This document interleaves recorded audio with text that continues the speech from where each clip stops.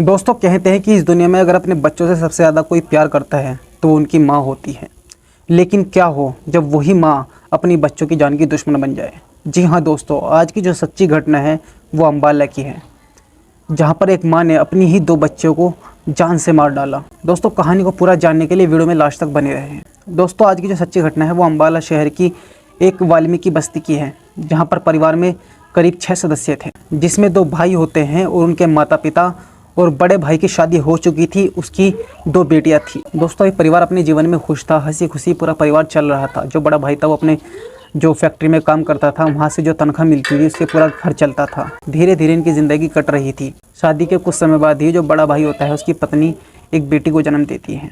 उस घर में वो बेटी आ तो जाती है, लेकिन जो परिवार होता है वो उससे नाखुश था। खैर एक बेटी पर सब सब्र कर लेते हैं कि शायद जो अगला बच्चा हो वो लड़का पैदा हो। इसी के चलते जब उसकी पत्नी दूसरे बच्चे को जन्म देती है तो वो भी बेटी होती है, जिसकी वजह से उसे घर में ताने दिए जाने लगते हैं और उसे परेशान किया जाने लगता है। लेकिन उनके ताने बर्दाश्त करती है और अपनी ज़िंदगी को सुकून से जीने की कोशिश करती है। लेकिन जो उसका परिवार था वो बार बार उसे उन 2 बच्चों का ताना देता है और उसे कभी तलाक की बात करते हैं और कभी उसे बिना वजह परेशान करते हैं।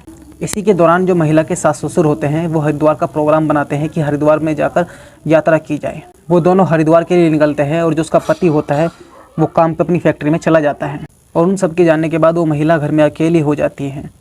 और जो उसकी 2 बेटियां थीं, वो जो उसकी बड़ी बेटी थी जिसका नाम था अमायरा, वो उसे अपने दुपट्टे से गला घोंट कर मार देती है। लेकिन अपनी बेटी को मारते हुए जो उसकी छोटी बेटी होती है वो उसे देख लेती है। और उसे जब पता चलता है कि उसकी छोटी बेटी ने उसे देख लिया है तो वो डर जाती है कहीं अपने पिता को ना बता दें, और इसी वजह से वो अपनी छोटी बेटी को भी मार देती हैं। जो उसके सास और ससुर होते हैं और जो उसका छोटा देवर होता है, जो तीनों हरिद्वार के लिए निकल चुके थे, अचानक जो उसका छोटा देवर होता है उसे याद आता है कि वो अपना फ़ोन तो घर पर ही भूल गया है। वो फ़ोन लेने के लिए रास्ते से अपने घर वापस आता है और जैसे ही घर में आकर देखता है कि जो उसकी दोनों भतीजी होती है वो बिल्कुल अचीत पड़ी है, यानी कि मृत हालत में पड़ी है। ये देखने के बाद वो अपने बड़े भाई को फ़ोन करते हैं। जो उसका बड़ा भाई होता है वो तुरंत फैक्ट्री से अपना काम छोड़कर घर पर आता है और जैसे ही वो घर पर आकर देखता है वो सन्न रह जाता है, दंग रह जाता है। घर में जैसे मातम सा छा गया था। ये सुनने के बाद जो उसके माता पिता होते हैं वो भी वापस आ जाते हैं और जब वे आकर देखते हैं तो सब हैरान हो जाते हैं, परेशान हो जाते हैं कि आखिर ये सब हुआ कैसे। तुरंत ये जानकारी पुलिस तक पहुंचाई जाती है। पुलिस मौके पर आती है और मामले की छानबीन करती है। जो दोनों लड़कियां होती हैं उन्हें अस्पताल रेफ़र करती हैं, लेकिन जो डॉक्टरों के पास जब वे जाती है तो डॉक्टर उन्हें मृत घोषित कर देते हैं। अब पुलिस केस की छानबीन करती है, पुलिस पूछताछ करती है।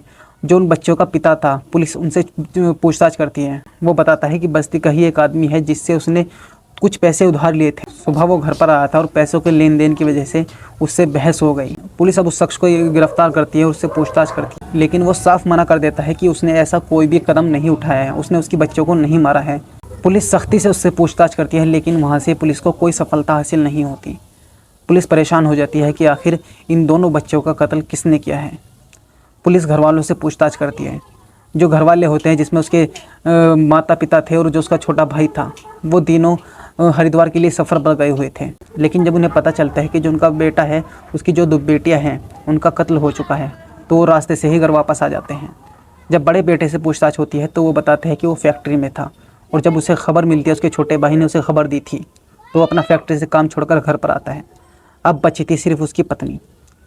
पुलिस पत्नी से सख्ती से पूछताछ करती है। जो पत्नी थी वो कहती है कि जो पैसों का लेन देन करने के लिए आया था उसी ने ही उसके बच्चों को मारा है। सबके घर से बाहर जाने के बाद वो घर पर आता है और मुझसे बहस करता है और बहस के दौरान गुस्से में आकर उन दोनों बच्चों को मार देता है। लेकिन पुलिस को ये बात हजम नहीं होती। पुलिस और सख्ती से उसके साथ पूछताछ करती है और जब उसके साथ सख्ती से पूछताछ की जाती है तो वो अपना जुर्म कबूल कर लेती है।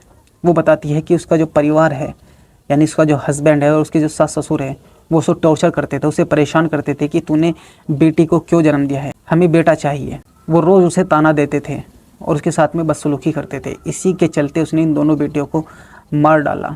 उसने सबसे पहले बड़ी बेटी को मारा, लेकिन जब उसे वो मार रही थी तो उसकी जो छोटी बेटी होती है वो उसे देख लेती हैं और कहीं ये जाकर अपने पिता को ना बता दें, इसी के डर से उसने अपनी छोटी बेटी को भी मार दिया।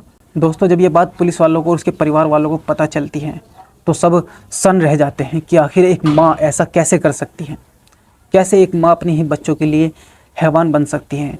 उनकी मौत का कारण कैसे बन सकती है। खैर पुलिस उसे गिरफ्तार करती है, उस पर मुकदमा होता है और कोर्ट उसे 2 दिन के रिमांड पर भेज देता है। फिलहाल जो महिला है उसे रिमांड पर रखा गया है और जो परिवार वाले हैं उन्हें दिलासा दिया गया है कि उनको इंसाफ ज़रूर मिलेगा, जो कातिल है उसको सज़ा ज़रूर मिलेगी। दोस्तों, इस कहानी को सुनाने का मकसद आपको परेशान करना नहीं है, ना ही आपको ठेस पहुंचाना है, बल्कि आपको जागरूक करना है कि दुनिया में ऐसी भी माँ है जो अपने ही बच्चों के लिए हैवान बन जाती है। जो औरत अपने बच्चों को 9 महीने कोख में पालती है, वो कैसे अपने ही बच्चों को अपने हाथों से मार सकती है। खैर, आपको ये वीडियो ज़रूर पसंद आई होगी। अगर आपको ये वीडियो पसंद आई है तो चैनल को सब्सक्राइब करो और इस वीडियो को शेयर ज़रूर करें। मिलते हैं ऐसी और कहानी में, तब तक के लिए धन्यवाद।